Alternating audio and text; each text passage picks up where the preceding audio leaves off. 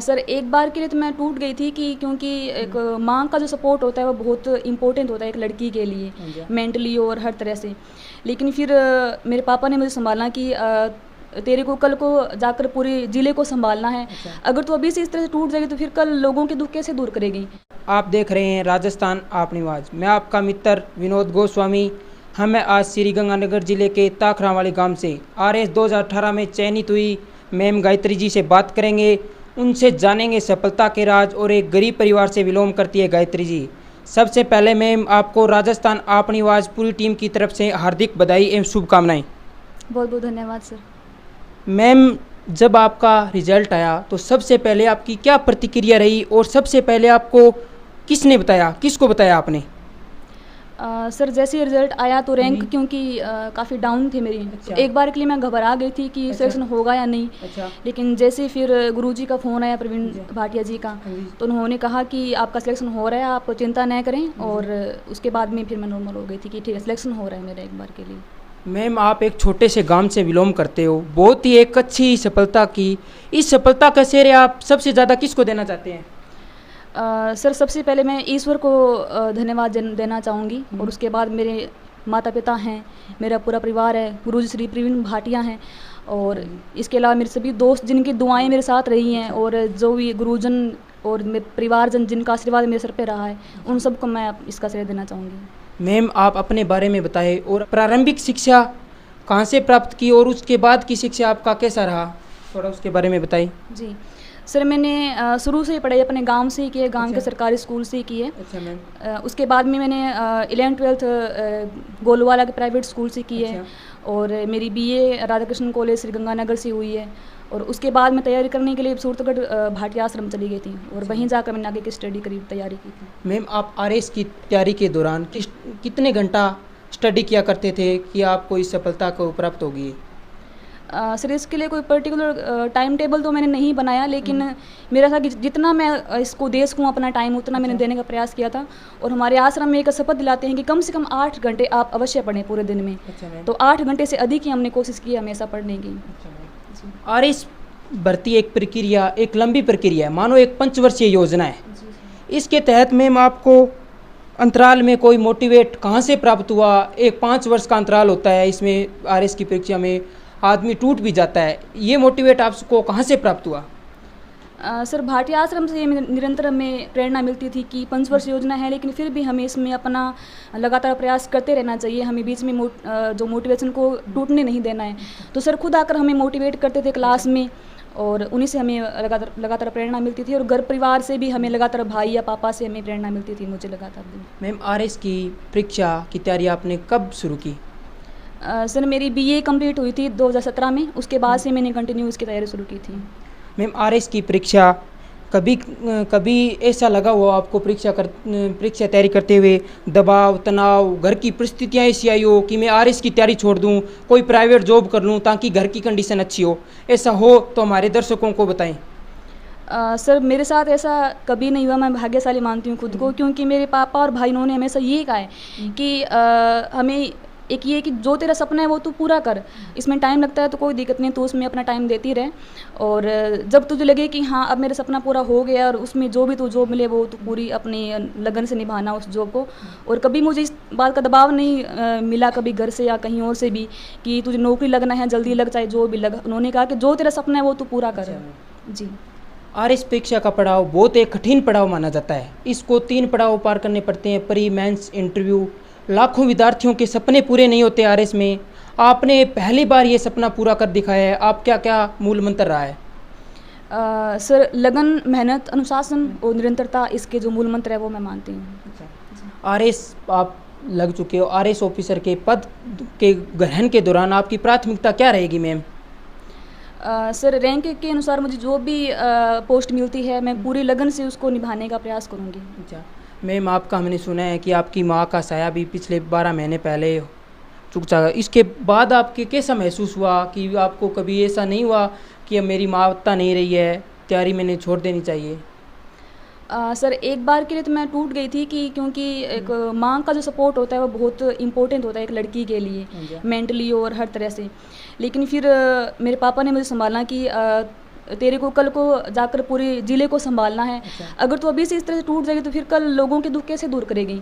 तो अपने दुख को छोटा में रखकर जो लोगों के दुख है उनको ज़्यादा बड़ा महसूस कर, ताकि लोगों के दुख दूर कर सके तुम।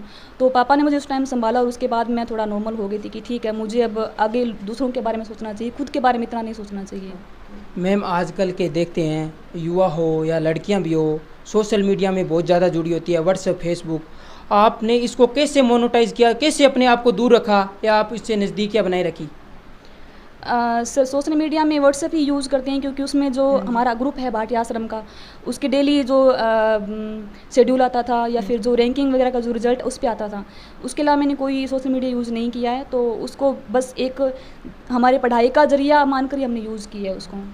मैम आपके हमने घर पर देखा, घर स्थिति भी देखी, आपके पिताजी क्या कार्य करते हैं और स्थितियाँ भी बहुत बताई आपने बारे में। सर मेरे पापा ऑटो चलाते हैं और उनका काफ़ी सहयोग रहा है, हालांकि इस प्रोफेशन में रहने के बावजूद भी। और मेरे जो भाई हैं तीनों, वो तीनों भी अपने स्तर पर काम कर रहे हैं। उन तीनों का भी बहुत सपोर्ट रहा है। सबसे ज़्यादा सपोर्ट मेरा इसमें मेरे छोटे भाई का रहा है। उसने खुद की पढ़ाई छोड़ करके मुझे आगे इसमें पढ़ाया और उसी का ज़्यादा सपोर्ट मानती हूँ मैं पापा के अलावा। मैम आपके गांव में देखा जाए तो कभी पहले से कोई लड़की, जो आपके समाज में से कोई लड़की ने आपको आप करके दिखाया, ऐसा कोई करके दिखाया है? सर जहाँ तक मुझे भी पता चल रहा है इस बात का कि मेरे समाज में मैं पहली लड़की हूँ जो इस सर्विस में आई हूँ। इससे पहले कोई लड़की नहीं आई है। मैम आगे देखें तो 2021 आरएस, भावी आरएस को आप क्या राय देना चाहते हैं, अपनी प्रतिक्रिया क्या देना चाहते हैं, उनको लगन से तैयारी करने के लिए क्या कहना चाहते हैं? सर मैं उनको यही कहना चाहूँगी कि जो भी आरएस का सिलेबस है उसको आप पूरा कंठस्थ करें और उसमें जो टॉपिक दिए हुए हैं उनको आप अच्छे से पूरा करें और लगन और निरंतर अपना जो अध्ययन है वो जारी रखें। बीच में अगर डिमोटिवेट हों तो अपने जो पेरेंट्स या फिर जिनके लिए आप बनना चाहते हैं और क्या सोचकर आप इस सर्विस में आ रहे हैं, उस बात को ध्यान में रखकर आप इस अध्ययन में लगे रहें और आप अवश्य सफलता हासिल करेंगे।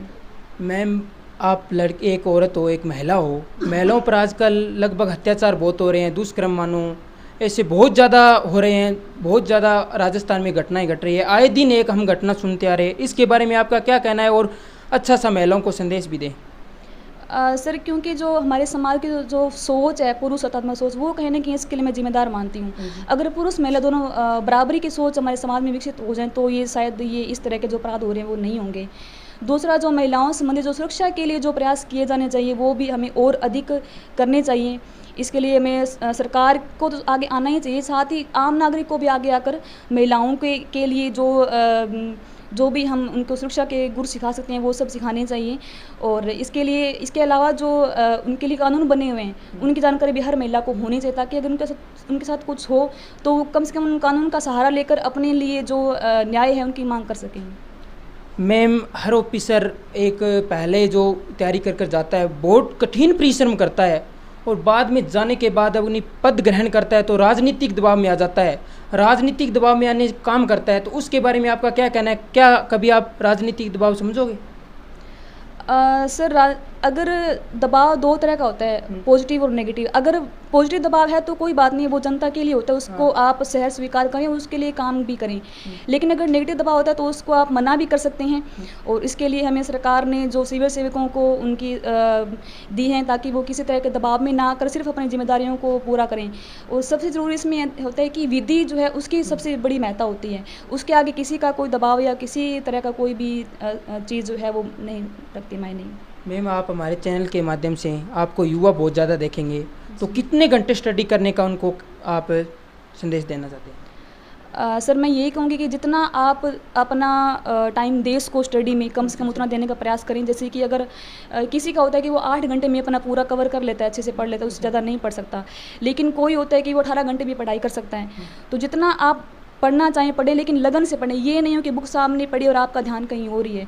तो आपका अगर आप अध्ययन कर रहे हैं तो आपका ध्यान सिर्फ अध्ययन में होना चाहिए, उस टाइम को आप इंक्लूड करके अपना अध्ययन जारी रखें। धन्यवाद। ये थे हमारे साथ न्यू आरएस गायत्री जी। उन्होंने बताया अपने बारे में और सफलता के राज भी बताए और अपनी घर की स्थिति भी बताई। एक घर की स्थिति और एक पिताजी उनका ऑटो चालक होते हुए भी अपना गांव का नाम और जिले का नाम और पूरे राजस्थान का नाम रोशन किया। धन्यवाद। अब हम उनके पिताजी से बात करते हैं।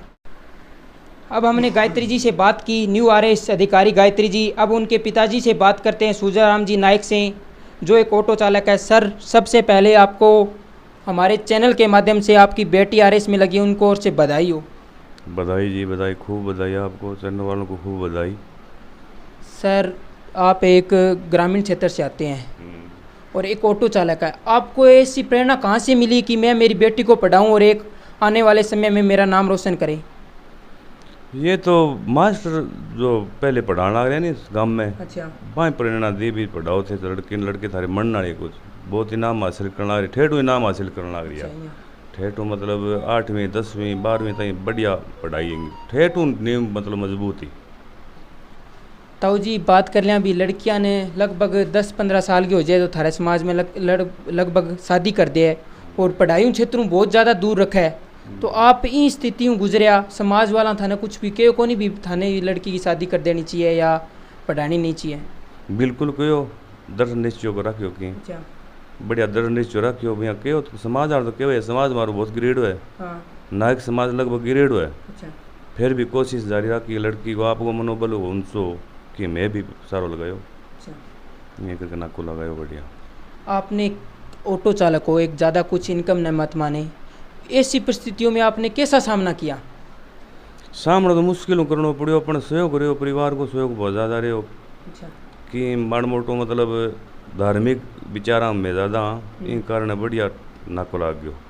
आप और भी आपको देख रहे हो लड़कियों के पिताजी जिनके सपने लड़कियां कुछ करना चाहती है, आपकी बेटी ने किया, ऐसा लड़कियां कुछ करना चाहती है, उनके पिताजियों को आपके क्या कहना चाहते हो?